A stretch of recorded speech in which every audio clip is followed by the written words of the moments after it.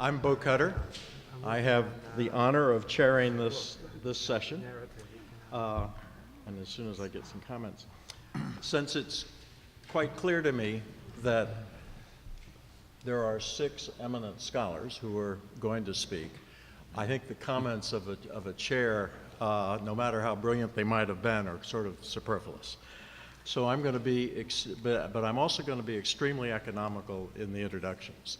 There's really nobody on this panel that needs even the remotest introduction. I don't have to read the books. It would take the whole hour. So I'm just going to introduce as their time to speak comes up. And I'm going to limit my own observations to my own comments to one observation. After all of the discussion today, and I congratulate Ned for taking on this topic, and the breadth of insight over the day has really been extraordinary.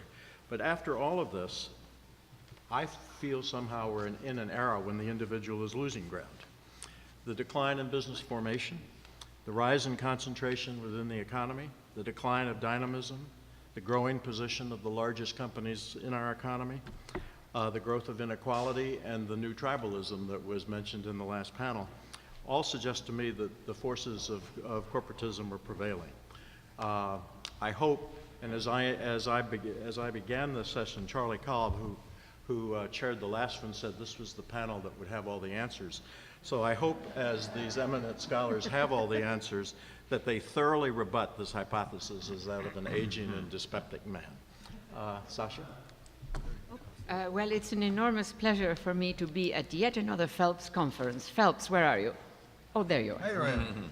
I must say, I really respect your determination, your courage to go against some currents, let's say, and it's always very exciting. I, however, will talk about some of the negatives that threaten, I would say, what you call human flourishing, which is a beautiful term that I somehow flourishing. I'm a foreigner, you can hear from my accent. Flourishing is a word that I have never used until I encountered your project, and now I sort of like it a lot.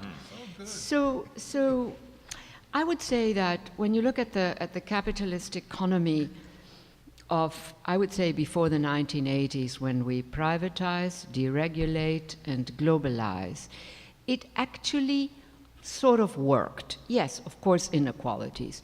But what was also happening, as we know from existing data, we can just think about the United States, but also about other countries, every sector, every sort of social stratum gained a bit. And the difference between top and bottom, or the differences in the middle, they were much smaller than they became, I would say, after the 1980s. I'm a sociologist. I do a lot of stuff on economics. I have a PhD that is a double PhD in economics and sociology, but I really got disappointed with economics. Please don't take this personally, of course, right? I mean, I know the room is full of economists, but so in my reading, there is a major transformation that begins to take place when we, as I said, deregulate, privatize, and globalize. And I want to use as one example banking. Traditional banking, which was an enabler of small businesses, of households, and of course, sure, also of very fancy corporations, versus high finance, which is a very different type of sector. So when you have banking, you actually have, you know, you have a set of differences, but the bank basically, the traditional bank was commerce. It sold something it had at a price, an interest rate, but everybody sort of benefited. With high finance, one way of putting it, remember, I'm a sociologist, I take liberties, huh? So one way I like to put it is that finance sells something it actually does not have. And in selling what it does not have, it has to go and get stuff, a whole variety of stuff. And it uses, basically, high finance today is algorithmic math. It really has nothing to do with microeconomics or even with macroeconomics.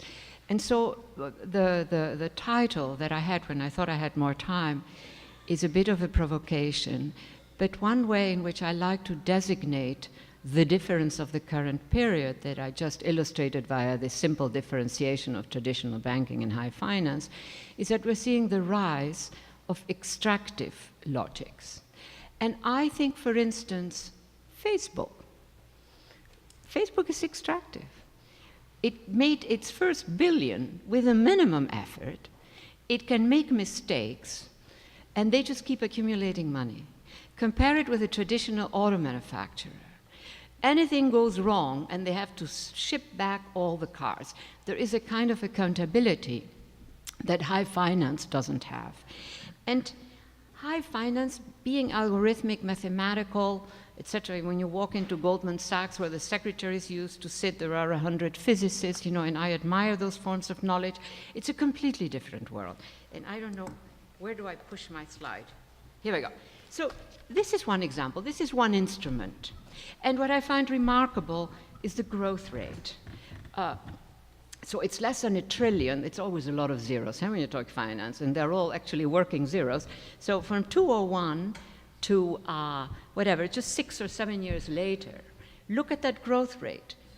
And that's just one little instrument in finance. That's not the total of finance. So from $1 trillion, less than $1 trillion, to 62 trillion. So I ask myself the question, what other sectors are there that have that growth curve? I really couldn't find any, but I'm really looking forward to one of the economists telling me, yes, actually there is something else. Now, when you look at the total value of finance as measured by outstanding derivatives, which is the basic measure, it has passed $1 quadrillion. Now, when you look at global GDP, a very problematic measure, a very partial measure in the whole world, you have something that is much, much lower. It's like 200 trillion. When you look at the currencies issued by all the central banks in the world, that's the kind of digging that I do. Again, you have about 400 trillion. So when I look through my categories of analysis, when I look at the growth of high finance, I say, what am I seeing? This is absolutely an extraordinary sector that has almost no connection with traditional banking, though of course they have units that function as traditional banks. Now, when Bernanke stepped down in 2014, he was the head of our central bank here in the United States, the Fed. He told us all the good things that were happening, blah, blah, blah. And then he didn't say blah, blah, by the way. He's too good a speaker. And then he ended saying, but there are two problematic trends. I think he used the term intractable, but I like that word, and maybe I just projected it onto him. But he said, and one of them is this. That is not my name. Some of my students think that I coined dark pools. No, that's not. That is the language that was used by him and that is being used. The number of dark pools in the United States and Europe. Now here's what he said. He said, these are privately owned trading networks, owned by banks. There are long waiting lists for other banks that want to get into them. And he also said that up to 70% of trading goes through this. It may also enter other domains. And he said also, and we don't know very much about them.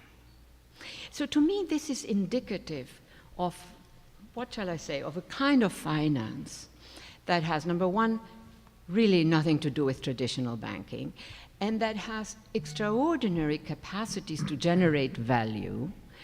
And, I find it sort of a bit problematic as a modality. Now, I want to focus on one particular instance of a way in which very complex, admirable instruments, where you can really admire the intelligence, the math, but that produce negative outcomes. And that is, I think, something that many people are familiar with, the subprime mortgage. This is a very elementary version of the millions of people who were put under foreclosure. It repeats because many of these had several, but according to Bernanke, that was the second item that he said, this is really a problem, an intractable. And he said, over 14 million households will lose or have lost, they're sort of in transit some, their homes. Now, I then really went digging into this instrument. And it seems to me that this instrument, one way of putting it, again, the sociologist in me, one way of putting it is, number one, this was not about providing housing. Providing housing was something that could also happen. The fact that the vast majority lost signals that that was not a top interest. This was really about providing asset-backed securities to the high investment sector. In other words, the image that I like to produce is this is not the little houses, and most of these households, by the way, were very modest income because so many people in the United States own their house. So the image that I have is a big open field where the houses are the asset, the materialities. And you just pull out whatever, a toilet, a wall, a roof. I exaggerate, but that's the image. That is sort of the dramatic opposite of what it would be if this were really about providing housing. Now, this instrument, which is truly brilliant, because, there's no time to elaborate, has entered Europe now. And actually, the numbers go on. So in Germany, you have, which is a country where half of the population, half of the households rent. They don't even want to own. You now have 1 million households, that are under foreclosure, and the instrument just can travel. Wait till it hits India or China. So I want to stand back and to ask a question. One simple way of putting it is, how do we get back to a simpler economy where you have more banking and less of this extraordinary finance, and which would, I think, also fit the kind of flourishing that you are thinking of, Ned. How do we produce an economy that is far more distributive? You know that these figures just came out that of all the growth that we have had in GDP in the last 20 years, I think, only 10% went to 90% went to the top 10% or something like that. Extraordinary distortion of how an economy should work. Now, precisely because of these conditions, and this is sort of the final image I want to leave you with, I think that what Ned is trying to do assumes added importance. And if the logic embedded in this type of project is, look, our aim should be to have more equality, a better economy that works for everybody, even though we're never going to escape inequalities, but some inequalities are acceptable, others are not. I think that is an extraordinary project, and I wish you good luck. It could be tough, but thank you very much.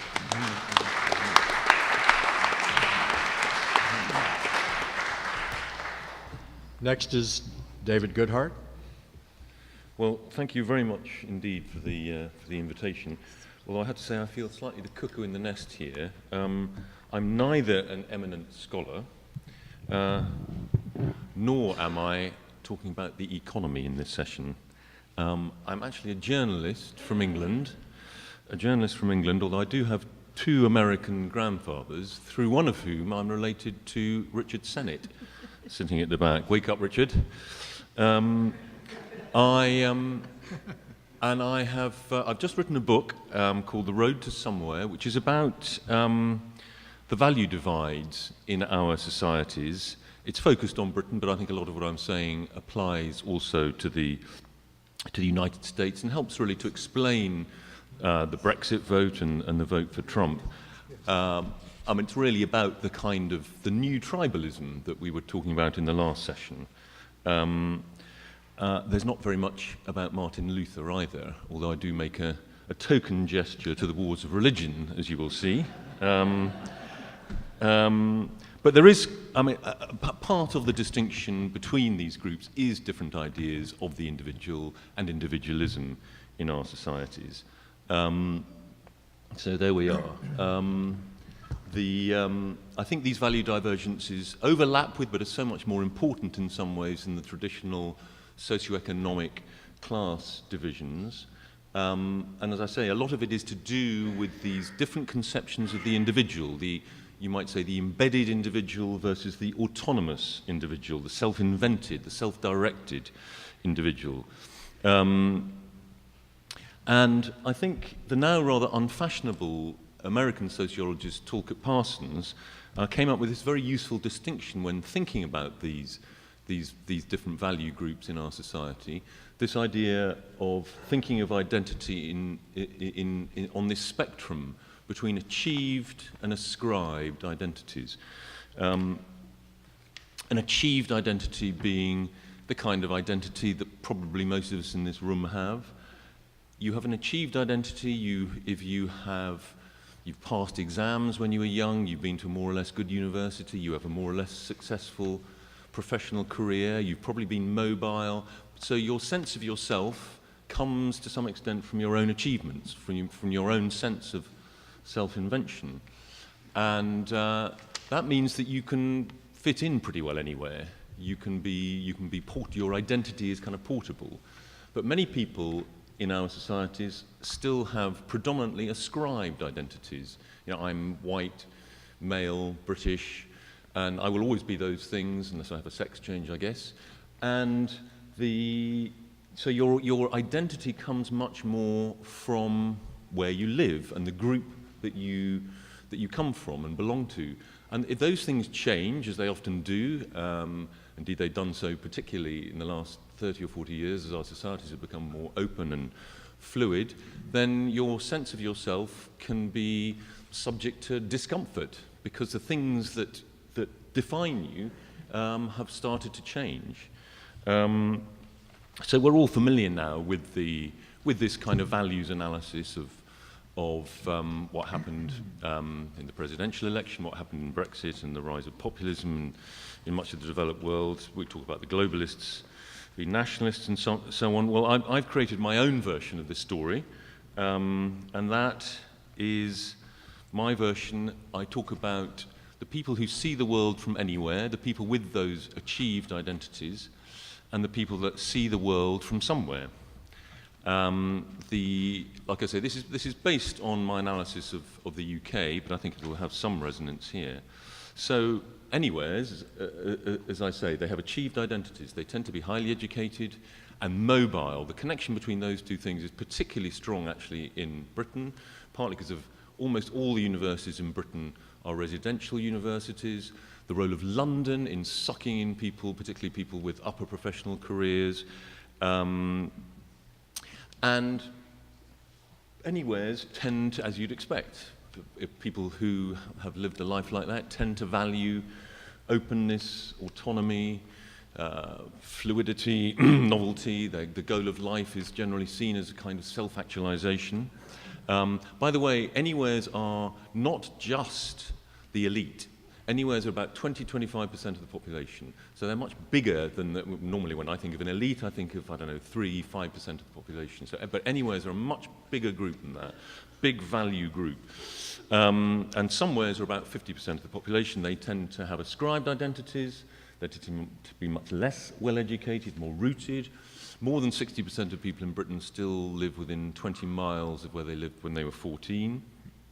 Somewheres tend to value familiarity, security, and they tend to have strong group identities, which anywheres tend to eschew. I mean, just because they haven't developed them, because they've been more mobile in their lives. Indeed, the key differences, I think I actually had it on the previous slide, the key differences between these two groups are over, I think, group attachment, mobility, and ability to surface the comfort with which you can surf social change. Anywheres being in a position to do so far more easily than somewheres. Now, it sounds in some ways a very crude analysis. I mean, a very binary analysis, and it is, and it's quite helpful when you're trying to sell a book to be able to compress it into a quite sort of short soundbite or two. But of course, and as authors tiresomely say at this point, if you read my book, you'll see there are all sorts of shades of grey and in the analysis, and there are of course big overlaps between anywheres and somewheres. There are also big distinctions within these blocks. There's also a big in-betweener group, about 25% of the population. But these are real things. I've invented these labels, anywheres and somewheres and in-betweeners. I have not invented the value groups. If you look at things like the British Social Attitude Surveys, if you interrogate the surveys, you ask questions about attitudes to economic openness, attitudes to internationalism, the European Union, immigration, and so on, you will come out with roughly these sorts of proportions. I mean, one can argue about the exact quantities I've attributed to different kinds of groups, but they really are there. Of course, both of these worldviews are entirely, at least in their mainstream manifestations, entirely legitimate. It's just that one of these worldviews has completely taken over our society in the last generation or two.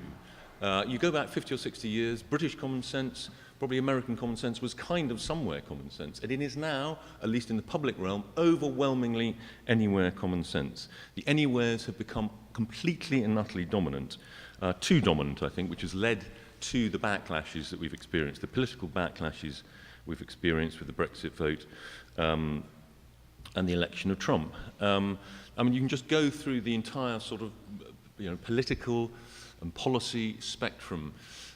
Starting with the economy, it's called the knowledge economy. It works for people who are highly educated. We've seen, I think, in the last generation, the last 2 or 3 decades, the complete domination of our society by the cognitively able. And cognitive ability has become the kind of gold standard of human esteem in a way that it really wasn't even 50 years ago. I think we valued other things. Obviously we still value other things, character, virtue, experience, but rather less than we used to. That are partly cause and consequence of the huge expansion of higher education. It's an older story in the US than in the UK. It's happened very quickly and very recently in the UK. But it's part of the same bigger story. And one doesn't want to over-romanticize the skilled manual jobs of the manufacturing era. They're not going to come back, or very few of them are ever going to come back. But there was something very important about those kinds of jobs. You didn't need a huge amount of cognitive ability to do them, although you may have had a high level of it. But you did need a lot of experience to do them well. You didn't really do them well until you'd probably been doing them for a year, 2 years, 3 years, and that gave you a kind of protection. So your sort of your status was protected. Somebody with a double first from Cambridge couldn't just walk in off the street and do your job. And there are far fewer jobs like that now. And I reckon, back of the envelope calculation, about 85% of jobs in the UK now, you either have to have a university degree to do them, or you can learn how to do them in about half an hour. And I think there are different attitudes to work, divide anywheres and somewheres. The work as, if you're a professional person, you see your work as a kind of extension of yourself, as a form of self-expression, whereas most somewheres still see work simply as a means to an end of earning the money to survive. So we've had the huge economic opening of the last 30 or 40 years, symbolized by the disappearance of so many industrial jobs, much higher levels of immigration, and again, anywheres have been relatively less affected by that. They have a worldview that tends to be less attached to group and nation. So society is conceived much more as a sort of random collection of individuals. So there's less discomfort from these changes. So we're all just individuals, aren't we? We all have our human rights. But to somewheres, what they see is a radical reduction in the value of national social contracts, in employment, in welfare, and so on. You can see that in Europe, in Britain, say, the different ways in which freedom of movement in Europe has affected different groups. So freedom of movement, which allows people to just, without any hit or without any bureaucratic interference, you can just go and live and work in another country. No one asks any questions about it within the European Union. If you're a lawyer working in the city of London, your firm has offices in Berlin or Amsterdam. You just pack your case and go, and you can live there for as long as you like. without anyone asking you any questions. If you work in the food production sector, in the food manufacturing sector in Britain, it's our biggest manufacturing sector, employs 400,000 people. 120,000 of those people come from Eastern and Central Europe, just since 2004. Now, I think most of the people who work in those factories are not xenophobes. Some of them will be. They probably go out and drink perfectly happily with their Polish co-workers. But they have very good grounds for thinking that that huge increase in the employment of Eastern Europeans has not improved their economic welfare. I mean, it will have probably held down wages to some extent. It will have created extra competition for social housing, public services, and so on. Indeed, many of those people will have experienced a kind of double whammy. Their old factories will have closed and gone to China, and in their new factories, they've seen a whole population imported to compete with them in the labour market. Social mobility, meritocracy is all central part of the ideology of Anywheres. Of course, everybody wants a socially mobile society and an open elite. But the way it's conceived is often to think about the big ladder up the snakes and ladder board, the move from council house to cabinet or to upper professional job, rather than, particularly when we had a bigger industrial sector, it was easier to make those smaller incremental improvements, incremental steps in one's life. And also, particularly in Britain, it's probably true here too to some extent, you have to leave in Britain to lead an achieved life in too many cases.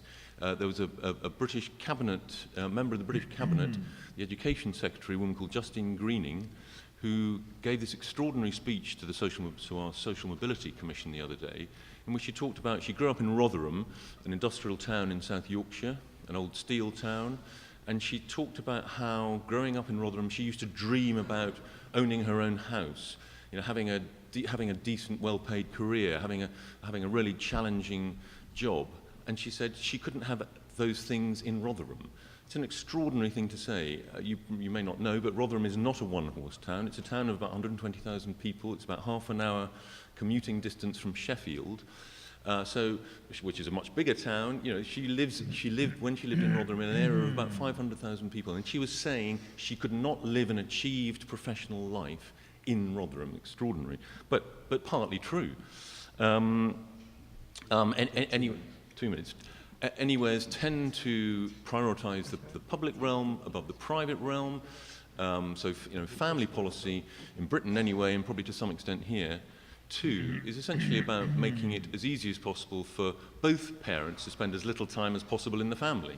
And indeed, we've developed, particularly younger Anywheres have developed a kind of egalitarian, androgynous model of family life, which is which dominates culturally, but is by no means the preference of the vast majority of men and women in Britain, who would far prefer. Most women in Britain, when they have young children, put family before career. But you certainly wouldn't get that impression from reading the newspapers. The dominant culture is very different.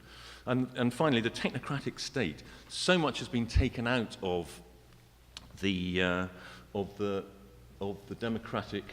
Oh, hang on, I didn't move on. Oh, yes, I did. Anyway, I better hurry. Why is all this happening now? It's essentially because sociocultural politics has emerged to compete with socioeconomic politics in a way that it didn't. As I said earlier, in response to the absolutely unprecedented opening of our economies. And much of that opening, is perfectly rational in its own terms.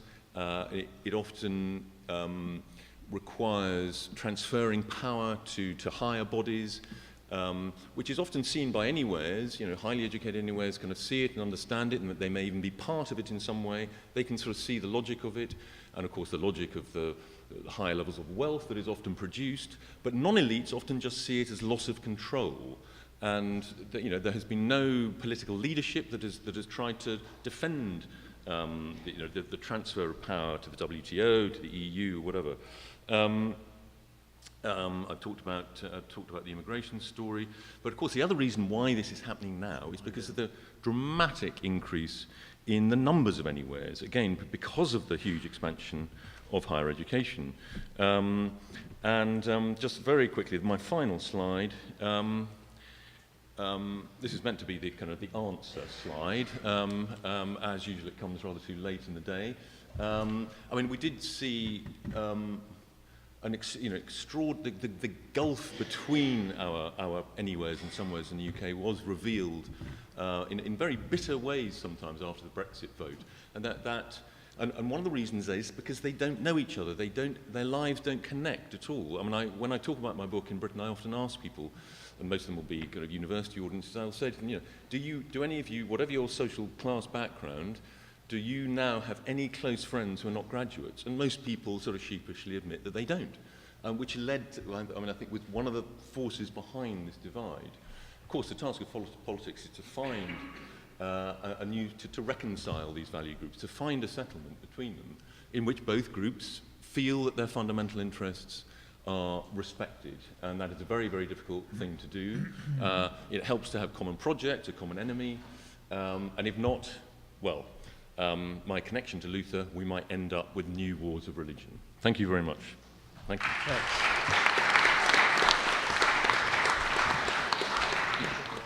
So I'm going to talk about something a bit different, not so much the consequences of individualism in the economy, but rather in economics, specifically individualism as a methodological commitment in economic analysis, and in particular I'm going to be talking about the way economists make judgments about what kinds of changes in the economy would improve welfare.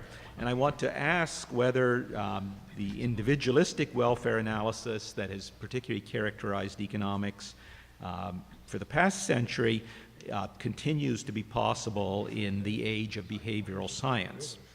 So as many of you will know, the dominant approach within economics to the evaluation of potential interventions into market arrangements, and this would be at least since the work of Pareto back at the beginning of the 20th century, this dominant approach is to ground welfare judgments on the degree to which an intervention is predicted to improve outcomes for individuals. And this is from the standpoint of those individuals' own preferences rather than what a social planner might think is good for people or good for society collectively. It's further supposed that these individual preferences should be the ones that people express in their own decisions in the marketplace, and that can therefore be inferred from their observed behavior. This goes by the name of the theory of revealed preference. However, developments in the scientific study of human behavior, especially since the middle of the 20th century, I think raise a challenge to the view of the individual that's presumed in welfare analysis of this kind. The theory supposes that people have well-defined and stable preferences of which they're fully aware, and that they can be counted upon to consistently choose the outcome that they rank highest under those preferences on every occasion when they're given a choice, so that then those preferences can be inferred by observing some set of choices that they've made. Instead, many laboratory experiments suggest that people often make choices in different circumstances that can't be rationalized in terms of any single consistent preference ordering. One well-known example would be provided by the decoy effects that are sometimes used by marketers. What these effects illustrate is that consumers' willingness to buy one good rather than another can be increased by adding some other good to the set of goods offered to them, a so-called decoy.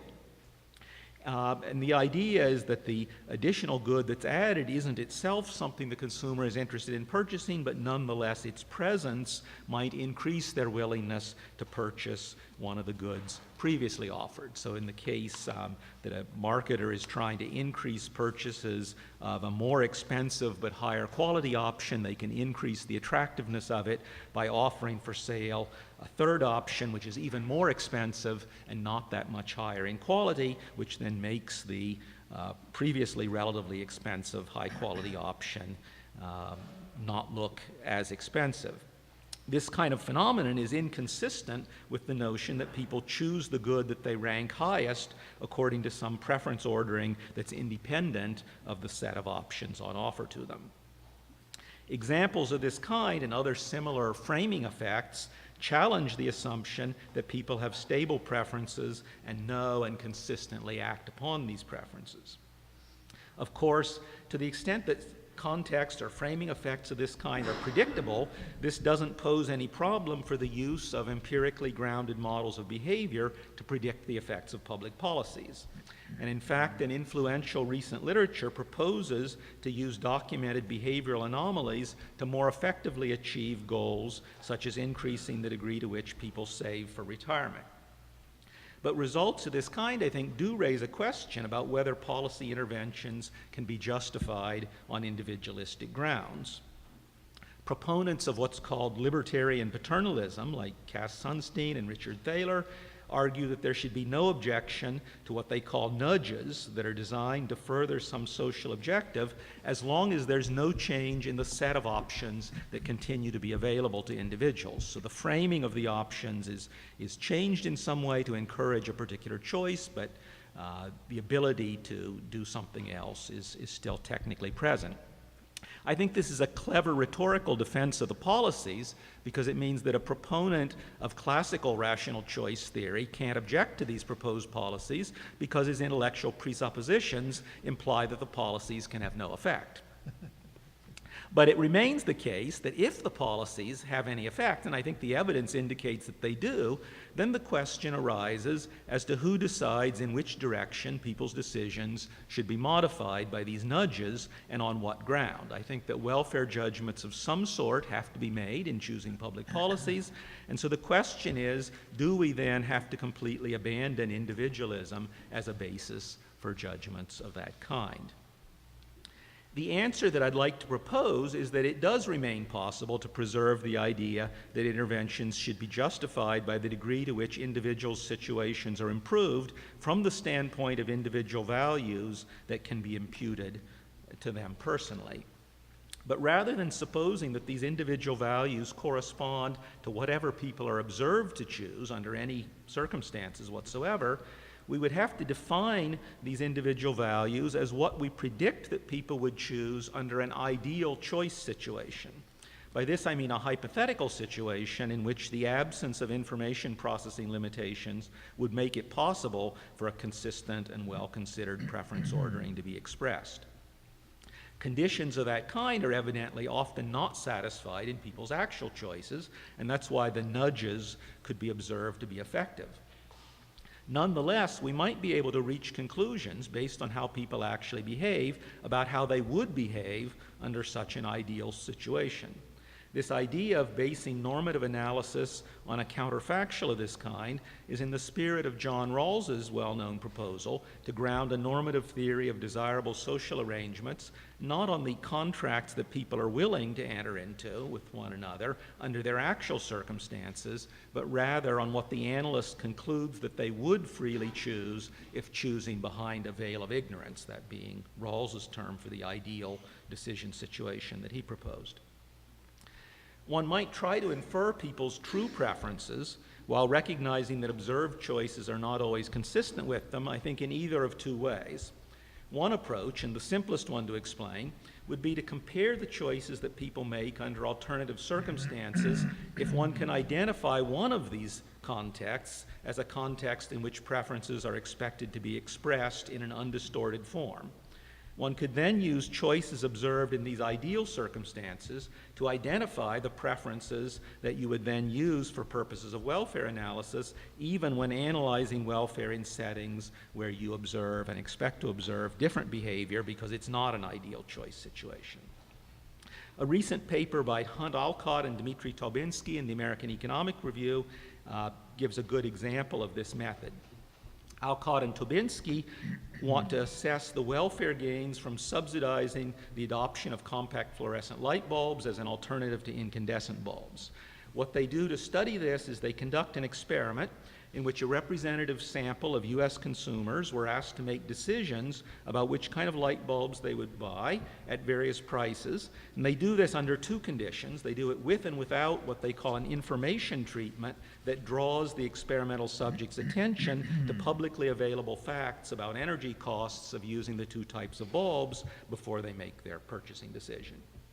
So they do it with and without the provision of that information. The authors interpret the demand curve that they estimate under the information treatment as reflecting people's true preferences when they're fully informed about the consequences of their choice. They estimate a different demand curve when the subjects are not provided with the information. They interpret that as reflecting inattention on the part of the consumers rather than being an expression of the consumer's true preferences. What they find is they find substantially greater willingness to purchase the CFL bulbs under the information treatment. They take that to show that inattention to available information about energy costs is in fact an important distortion of the choices that people are likely actually making in the marketplace. Under the assumption that these choices under their information treatment reflect people's true preferences, Alcott and Tobinsky are then able to estimate the deadweight loss associated with different possible interventions in the light bulb market, under the assumption that they can't solve the problem simply by curing people of their inattention to energy costs, but they do ask about the effects of different degrees of subsidies or other interventions. They conclude that a modest subsidy to CFL bulbs would increase welfare, and they compute what the amount of the optimal subsidy would be on this basis. At the same time, their calculations indicate that an outright ban on using incandescent bulbs, and I should point out this is the policy that was actually adopted by the US in response to the problem, they compute that their calculations indicate that an outright ban on incandescent bulbs should lower welfare. So this result, I think, illustrates an important point, which is that merely establishing the existence of a behavioral bias in a certain direction isn't sufficient to establish that some particular policy that restricts behavior, like the outright ban on the action that you think people mistakenly choose too often, will necessarily improve welfare. It also, though, shows that individualistic welfare analysis is still possible while taking account of the predictable existence of the behavioral bias, and it demonstrates that the conditions reached when you do that may well differ from those that you would obtain if instead you simply assumed that market behavior under laissez-faire always reflected people's true preferences. There's another more ambitious approach that I want to say at least a little bit about, and that would be to try to understand the predictable ways in which different contexts elicit different preferences with the help of a theory of human behavior according to which observed patterns of behavior are understood as generally well adapted to some class of decision situations that people might expect on average to face, even though the heuristics that people are using, owing to their limited attention, limited information processing capacity, are not going to produce an ideal decision on each occasion. A judgment of that kind, that the heuristics being used are relatively efficient, is going to have to be relative to some identification of the person's implicit goals. And so a research program of this kind, if it's successful, would allow the individual's goals to be identified from a study of her behavior, even though it's not being assumed that every observed choice represents the highest valued element of the choice set on that particular occasion, which was the method used in revealed preference theory. So if you can do this, then the preferences that you recover in that way could be used as a basis for welfare analysis that could claim not to be substituting the social analyst's own views for the personal values of the individual. And in principle, you could do this even if you never think you can observe choices being actually made in an ideal choice situation. As a specific example of a theory of that kind, you might ask, is there any possibility of explaining behavior in that more ambitious way? There's an interesting recent paper by Xavier Gebex and David Leibson that proposes a theory of intertemporal choice, so attitudes toward trading off current income for income later in the future, in which people's choices are biased by having to base their decisions on noisy mental simulations of future outcomes that they can expect to result from the options that are available to them. So their model assumes that people's decisions are made on the basis of these noisy mental simulations according to a criterion that maximizes the expected value of the person's utility, but conditional on the decision having to be some function of the noisy situation, not being able to be a function of the true consequences. To the extent that their model fits observed behavior, then the true utility function of the decision maker can be inferred, because the utility function is part of the theory. it can be inferred even though observed choices will generally not be optimal from the standpoint of those preferences. If you're asked, are they optimal when you take into account the true consequences? So in particular, what the Gebecks and Leibson theory implies, they show that their theory implies that people discount future rewards relative to immediate rewards to a greater extent than their true intertemporal preferences would prescribe. And the idea is that people aren't really as unconcerned with future rewards as their behavior might suggest. It's just that they see those future rewards less distinctly as a result of this noise in their mental simulations. The theory then predicts that people will undersave in practice relative to the amount that would actually maximize their expected utility.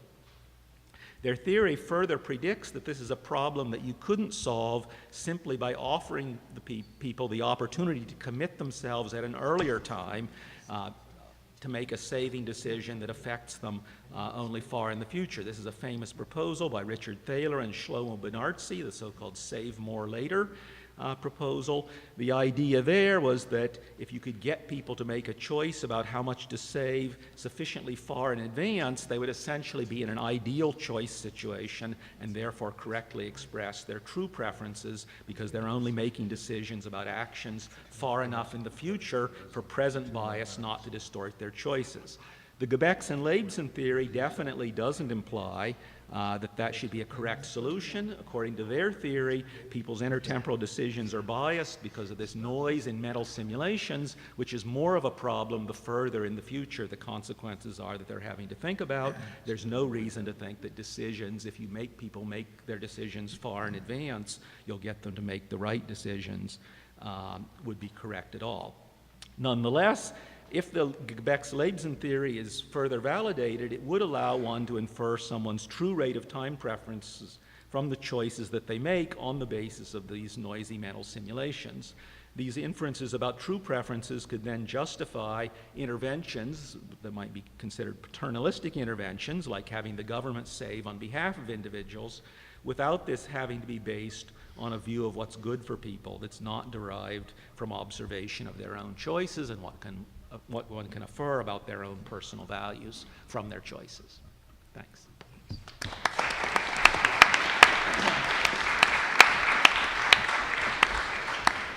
Robert Shiller.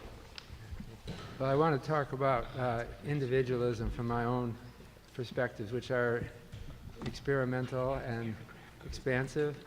I was president of the American Economic Association last year, and I took the opportunity to directly criticize the mainstream in my own profession and advocate new methods which are emerging.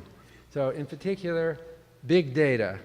I heard someone mention engrams here and said it was unscientific. It's not going to be unscientific, okay? The other thing is things from the medical school, which are starting to enter economics. Neuroeconomics, mathematical epidemiology. The human society is like an organization of many brains, and things like empathy, theory of mind, mirror neurons, all these things are part of what defines society versus individualism. So I'm just going to give some examples. I'm not an expert on individualism, but maybe I am in a different way. You are. Okay.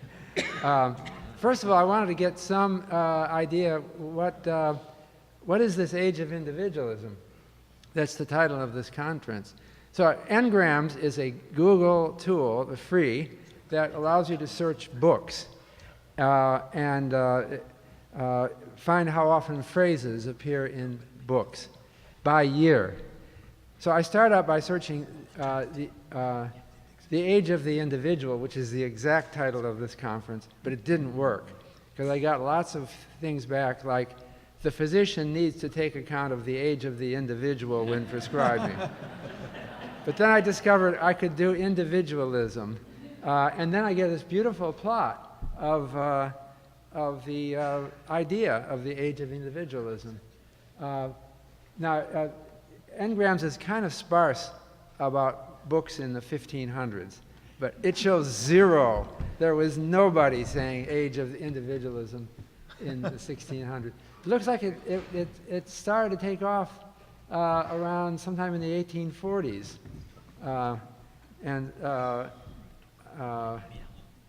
Lo and behold, I think I traced the popularizer. This is chapter 2 of volume 2 of Alexis de Tocqueville's Democracy in America. And he talks about individualism as kind of a new concept. He says it's novel. He says what's interestingly new is individualism is not selfishness. It's something different. It's someone wanting to sever himself from the mass of his fellows and draw apart with his family and friends. But can you really do that? This is a question, because we live in a society and we have all these connections that are built in.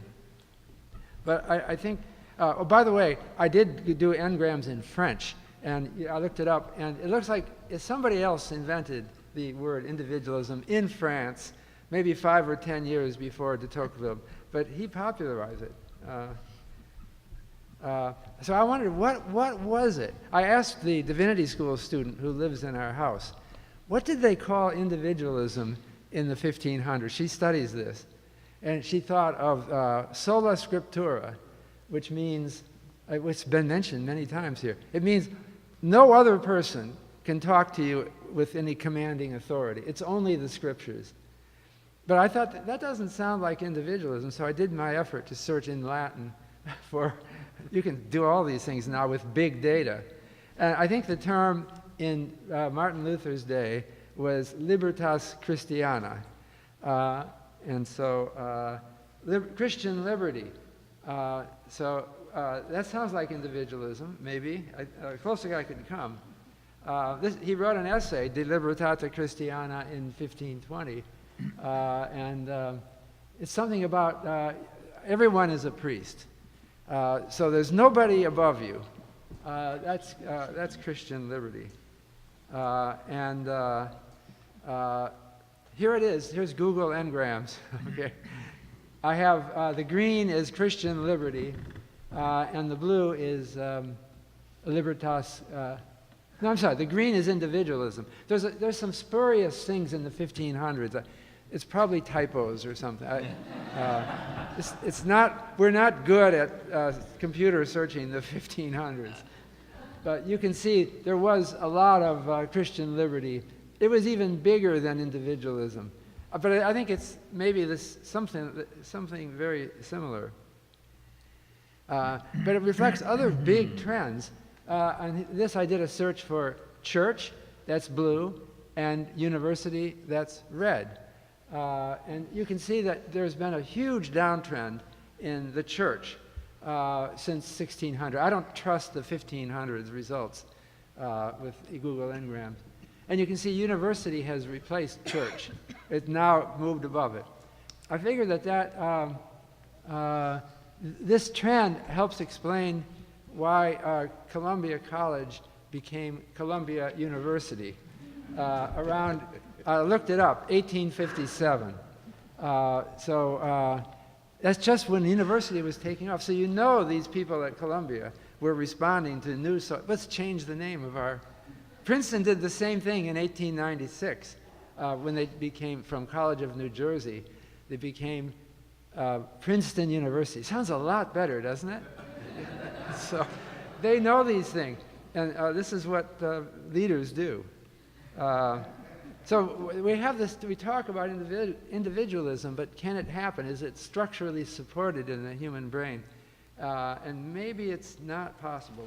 There was hints of this in discussions about free will or the like. But I'm thinking in terms of a neuroscience.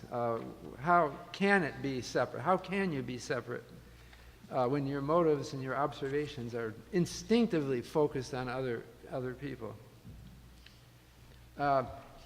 Kenneth Boulding was my teacher at University of Michigan as an undergrad, and he described what's wrong with the economic. He does it. Presidents always criticize their profession, it seems. That's what happened.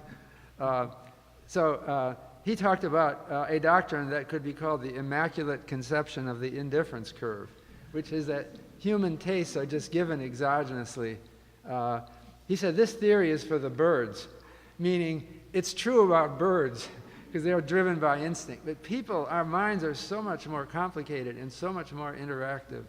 By the way, it's the 50th anniversary of his presidential address, and those of you who come to the AEA meetings are invited to a special session that I'll be there, honoring Professor Boulding. He was the teacher that I remember most from my whole undergraduate experience there, because he thought in different dimensions. Here's a couple. So now, when I talk about narrative economics, I'm talking about contagious stories. That's how culture changes. We like to tell stories. We should be called Homo narrator, not Homo sapiens. We are the talking animal, and we tell stories, human interest stories. Especially contagious are stories that have a image or a mental image that goes with it that makes it vivid. So here is what we're talking about with Martin Luther. Vivid mental image. It's been mentioned how many times? He nailed the list of complaints on the door of the Wittenberg church. There he is. You search on images.google.com. You can get hundreds of pictures of him doing that. I mean, we talk about that. You probably talk about it once a year at least, and even though you're not Lutheran, there's another image of Tetzel that got into a big argument with Martin Luther. Somehow this was contagious. Now, Professor Sola said that, what was his name? Pico de Mirandola had similar ideas, but he didn't go viral. You could go viral in 1517 with the technology of that day. It was mentioned before today about the printing press, but I just wanted to, well, here's another contagious story. I'm quoting Martin Luther. This is number 27 of the 95 Theses. They preach only human doctrines who say that as soon as the money clinks into the money chest, the soul flies out into purgatory. Here's I think a 1517 illustration, one of those things they were printing around then. And it even has it in German rhyming. Klink is klinked, and flying out is springt. Okay? Sie verstehen das besser als ich.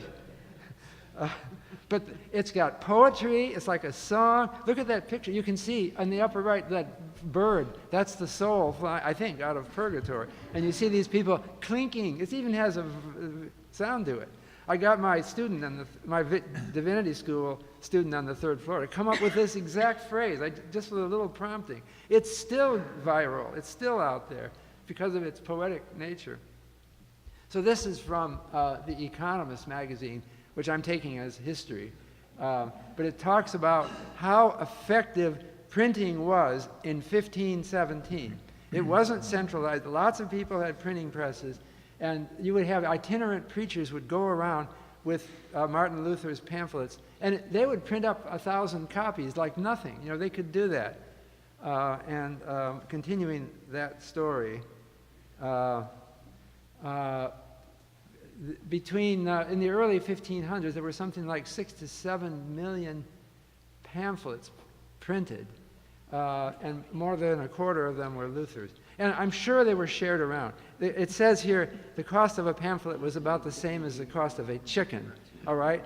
So you could afford it, but it was more expensive than the newspaper. So you bought it, and you brought it around and showed it to people. So you had millions of people. It went viral quickly because it was contagious. Now, I've written in a book with George Akerlof that when we talk about a fishing equilibrium, these contagious narratives are constructed by creative people. We have to deconstruct them now. This is a term from the literature department, which I also want to bring into this new research method, to help deconstruct why some narratives are contagious. But people are profoundly interested in, how can I go viral? How can I find something? And in an economic equilibrium, the people who can go viral become essential to because it's competitive. You have to go viral to survive in an equilibrium if there isn't organizational slack. So here's my AER piece. I put it up here as the idea is that contagious narratives, maybe stupid narratives, or factually wrong. Now this offends the typical economist. They're trying to flatter you. It's part of their narrative. They want to present a description of the economy as if it's all intelligent and optimizing, and they don't want to repeat stupid stories, but that's what we need to do. So here is an example of an epidemic model. This is the first major mathematical economics, Kermack and McKendrick. It's a 3 differential equation model. I don't have time to go through it, but let me just tell you, there's 2 parameters, the contagion rate and the recovery rate. C is the contagion rate, R is the recovery rate. Those 2 parameters can affect the speed of the epidemic. Epidemics can have, if they're both high, C and R are both high, you can have a quick epidemic that comes and goes in days or months. That's what happened with Martin Luther. Or you can have low C and low R, and it'll be the same curve, but it's just stretched out. It can stretch out over a century. And the ratio, C over R, determines the size of the epidemic, what fraction of the population ultimately becomes exposed. You can have little epidemics that only affect 5%, and you can have big epidemics that affect 95%, all within this one model. So the black line shows the epidemic curve for certain parameter values in the Kermack-McKendrick model. And that curve looks pretty much like the age of individualism curve that I started out with showing you. I think it may not be right. This is still experimental science, but I think there's a good chance that these phrases or engrams reflect both those 2 parameters, contagion and recovery. And it's not in our tradition in economics to say, why did the influenza epidemic in 1918 arrive? It's because something made it more contagious, some mutation. And then it went through the epidemic curve. They didn't have any cure. It just went through this curve and disappeared. So it's the same thing with economic phenomena. So this is my last slide. Now, I have here Google engrams counts for Martin Luther, the man. But I discovered it looks like Martin Luther is taking a tremendous revival after 1950. Then I realized it's Martin Luther King. And so I put Martin Luther King up, and if you subtract one from the other, you can see that Martin Luther is just in a stable horizontal position. He's hanging in there. If there's something that increases the contagion rate, he may suddenly burst into something big, but it hasn't happened yet. I also put Karl Marx in because he's really an interesting phenomenon. First of all, he doesn't look as big as Martin Luther was back then. Now, you see the contagion for Karl Marx on the right. This is my last point. Karl Marx died in 1883. Do you realize that, look where he starts. He only had a few years before he died when he was viral. You know, this guy was a failure. He wrote the Communist Manifesto in 1848. You don't see anything. I checked it out with newspapers. He wasn't contagious yet. Something happened, and his contagion rate went up right when he was about to die. And then he continued to grow until, I think it's the 1970s. And now he's fading. You know what happens to all of us? You might go viral. It would be your greatest dream. But, you know, it'll all fade away, and then eventually you're gone. I'll stop with that. This conference grew out of, I think, to some extent, our curiosity about what thinkers like you are thinking about individualism these days. And so I've been really very glad to hear all these commentaries, all these perspectives on that question. I noticed that nobody, almost nobody, I guess Raicho Bojilov is the exception, almost nobody has spent much time thinking about what has happened to individualism, as distinct from having views about individualism and observing the views of the public on the subject. So,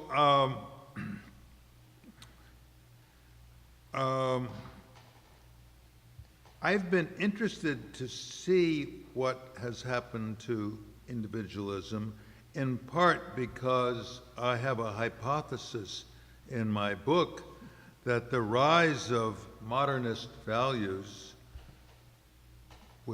which I define as individualism, vitalism, and self-expression, that the rise of modernist values lay behind the rise of innovation in the U.S. between, say, 1830 and, say, 1970, and also the mass flourishing that, to a degree, I think happened in that period. And further, the large losses of modernist values, I thought, helped to explain the losses of innovation since 1970, Silicon Valley notwithstanding. Silicon Valley is only a very small part of the economy. So now, wondering what I was going to say this afternoon, I came across Bob Shiller's fascinating presentation, which he had kindly sent around to his discussant and I guess me. And there was a Google engram for the age of individualism, and I could kick myself for not having thought to look up the engram for individualism years ago. I did give a paper with lots of engrams in 2013, but I don't think I had individualism. If I did, I've just forgotten it. According to Bob's chart, it appears to have arisen around second quarter of the 19th century and peaked around 1930 and then fell some more, then fell over the Great Depression and over World War II. And then his second chart on individualism, the one that says individualism all, that was sort of cryptic, but anyway, individualism all is very similar, peaking around 1930, then falling over the Depression and World War II. Now, these two charts, I think, suggest to me at least that in the U.S., individualism did indeed become quantitatively important for innovation in the second quarter of the 19th century. Excuse me. It became quantitatively important, and I believe the significance of that is that it would be important for innovation. But in any case, the finding here is that the implication here is that U.S. individualism became big in the second quarter of the 19th century and continued to rise right through the first quarter of the 20th century. So far, so good for my hypothesis that modern values were the spark plugs driving the unprecedented innovation from 1830 to 1970. Now, it may seem that the relatively high level of the individualism engram recently, since the internet revolution does not fit my further hypothesis that the large loss of innovation visible from 1970 to the present can be imputed to some significant unseen loss of modernist values in the 1960s. Because nothing is getting worse in the 50s and 60s, according to this engram. Individualism, after having fallen, seems to be holding up over the 50s and 60s and so forth. But it could well be, it seems to me, that the references to individualism in newspapers and books and all that, which is what the engram is all about, the references, just as they did not appear immediately when innovation was getting strong, so there must have been, in my view, quite a lot of individualism going on. That is simply belied. That is simply not captured by the engram, which must have a large, must be becoming strong much after innovation itself was strong. What I'm suggesting is that people are not writing about something like individualism until it's been around for a while and people are beginning to talk about it and sense it. Similarly, the steadiness of the engram in the past 3 or 4 decades may not refute a possible decline of individualist initiative and exploration that was building up in the 50s and 60s. We just haven't waited long enough to see what happens to that engram over the next couple of decades. That's my thought. Okay.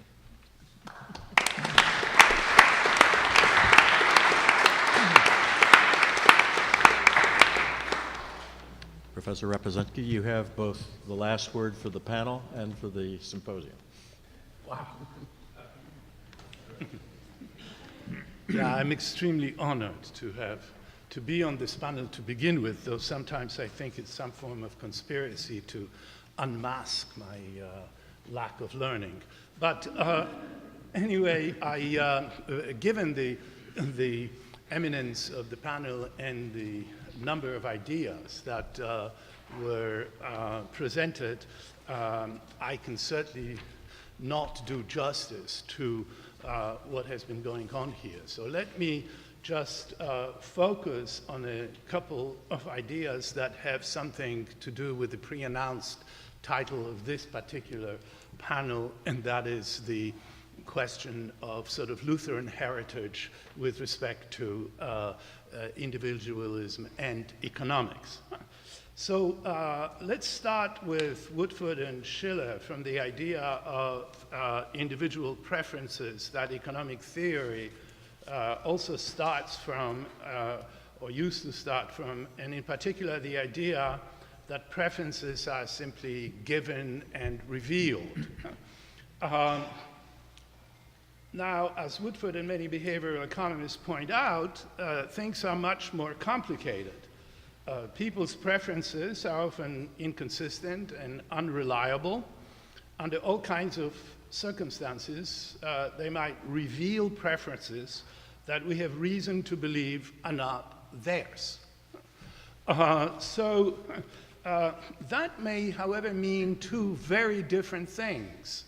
The problem may be epistemological, or it may be normative. In the first case, the researcher, and maybe the subject himself, has trouble finding out what the subject wants because of some noise in the circumstances under which the question is posed. In the other case, the researcher and the subject are not wrong about what the subject wants, but the subject wants the wrong thing. So if the subject is better informed, he will make a different pick because he will change his mind. Now, in both cases, we may say that the subject ultimately gets his true preference in the end, but in fact, we are dealing with two very different phenomena. One in which self-revelation, that is the subject's actual self-identification with a preference as his own, is the indispensable anchor of what is in the true interest of the subject. The other is one in which the process of finding out the true interest is goal-oriented, and the question is not really empirical. In the first case, preferences are true in opposition to only apparent. In the other, they're true as opposed to wrong or mistaken. In one case, knowledge needs to be corrected. In the other one, the actual preferences need to be changed.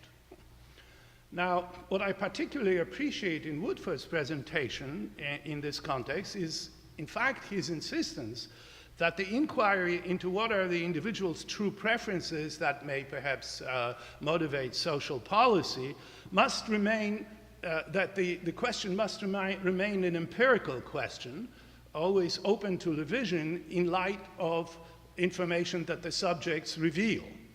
And that this is somehow continues to be the anchor. Now, Woodford also mentions the other sort of Rawlsian idea of that the true might be tested by what the individual would rather than what he does say in some sort of ideal choice situation. And the problem is that unless one makes the move that Woodford does, namely to make sure that the concept of ideal choice is also rooted in essentially strictly empirical inquiry, the concept of ideal choice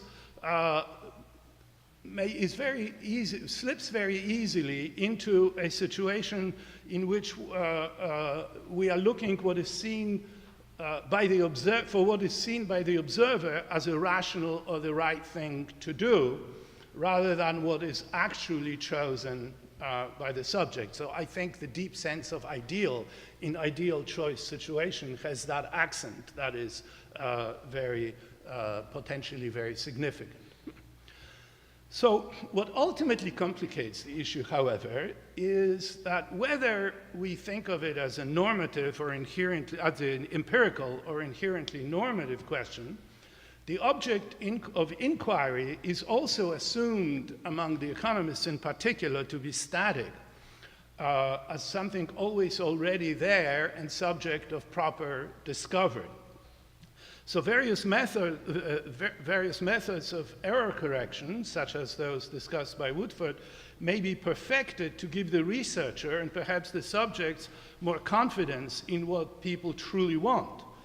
But as Shiller points out, and here he follows other philosophers such as, Hegel or some modern American pragmatism, preferences are not really given, either in the sense of the subject having a fixed and stable set of inclinations, or in the sense of being an unequivocally right choice or good answer to what the true set of preferences is supposed to be. So it may very well be that a rational individual at most points does not have a well-ordered set of preferences, and preferences are not given, they're not indeed, perhaps because they're not some reality that has to be discovered. They are a central part of who we are, and as such, as we ourselves, they are always a work in progress.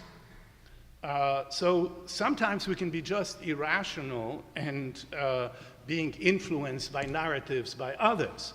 But narratives have a much more fundamental significance and relationship to preferences. They're not just fake news that distract us.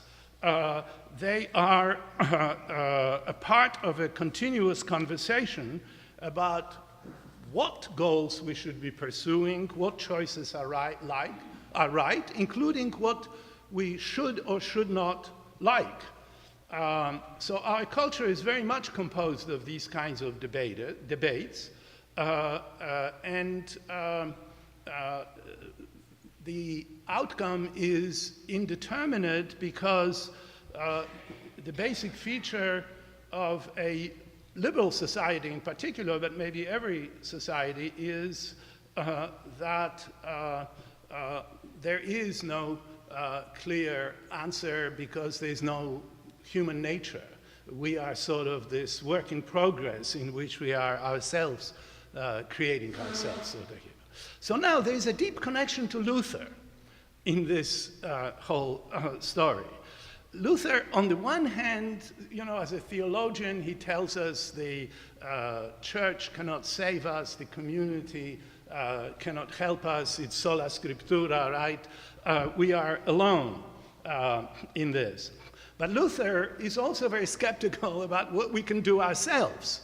That is, he believes that individuals are essentially incapable of deserving salvation, because salvation can be deserved only by being entirely perfect and rational in following God's commandments. And that, of course, given our weakness, we are absolutely incapable of accomplishing. So if the logos and divine morality is all there is, if we are completely dependent on divine grace, then our earthly lives are essentially meaningless. But aside from the properly theological aspect of Lutheranism, there are also extremely interesting and modern practical consequences of Luther's postulate of the sort of inefficacy of both communal and individual search for absolute righteousness and rationality. For the fact that our works cannot save us does not change the fact that we need to, indeed must, live and act. And for that, we need to make our own decisions. So our actions may be inherently flawed and imperfect, but we can't do just nothing either. Somewhere between nothing and eternity is our very own life that we have to live, and we have to live it by our own lights. The big principles that are given to us in the form of 10 Commandments they provide the framework of the game that is life, but they don't tell us really how to play it in a way that actually wins the game. So I think that Shiller is very well within a Lutheran tradition by saying that preferences are not given and that their formation is not pre-economic, but that in fact we need an economic theory of preference formation, and we need empirical research about all these narratives and how we form preferences, how we create ourselves in some sense. So economics maybe should be understood more broadly, because it's it's not just scientific discovery of something that is already there, but in fact a certain kind of understanding of a much more dynamic process, and maybe economics in that sense contains I don't know, a moral or other kind of theory aspect, and an aesthetic, a political theory dimension, and perhaps a true economic theory of human behavior also contains some kind of a liberal theory of good life and of human flourishing. Thank you.